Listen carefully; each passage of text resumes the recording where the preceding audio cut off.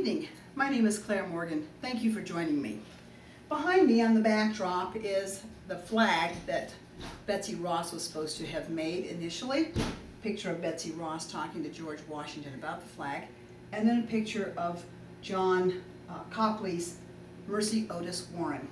If you ask the man on the street who was an important woman in the American Revolution, he'll probably say Betsy Ross. Although she was a memorable patriot, called the Little Rebel by the British, there is another, far more important female figure in American Revolutionary era history. That person is Mercy Otis Warren, daughter of James Otis Sr., sister of the famous patriot James Otis Jr., and wife of James Warren. She is considered to be one of a handful of women that could be called a founding mother, according to scholar Sandra Sarkella in her article, Freedom's Call. Because of her intellectual abilities, her father had her sit in on her brother James's school lessons.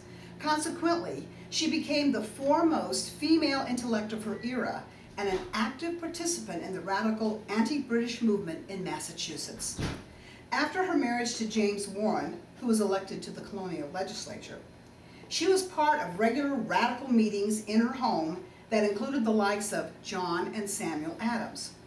This group formed the first Revolutionary Committee of Correspondence. In 1772 and 1773, she anonymously published 3 satirical dramas in 2 local papers, the Massachusetts Spy and the Boston Gazette, in order to mobilize support for the patriot cause.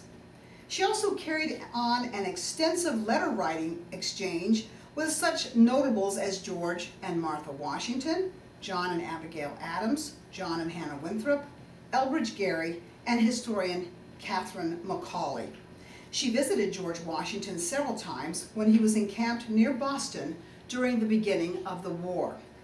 These letters, over 1,000 pages of correspondence and personal encounters, resulted in her decision to write an account of the Revolutionary War as it was going on.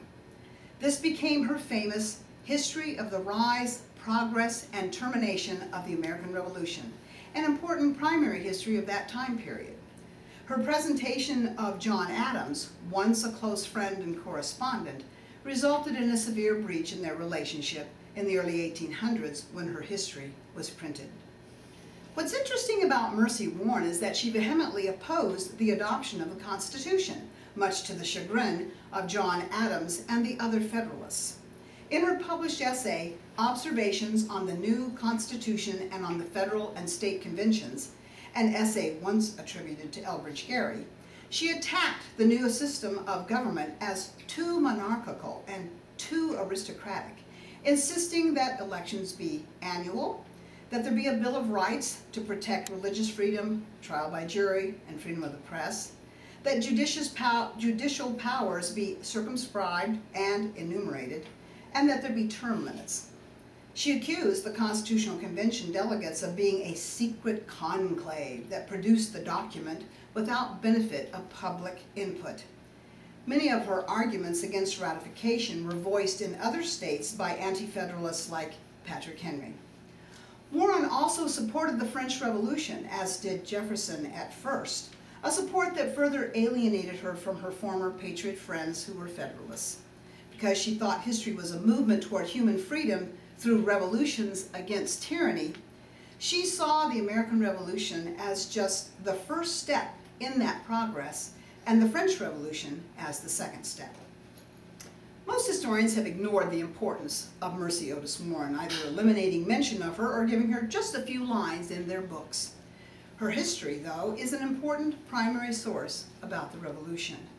Many of her concerns about the Constitution were valid, as I believe history has proved. However, her determinative view of history clouded her perception of the French Revolution, a revolution very different from ours and hardly resulting in freedom's progress. It ended in the despotism of Bonaparte. Jefferson was right to eventually repudiate it. That being said, Warren remains an important figure, important not just because she is a female, but because her historical and political writings of the time period.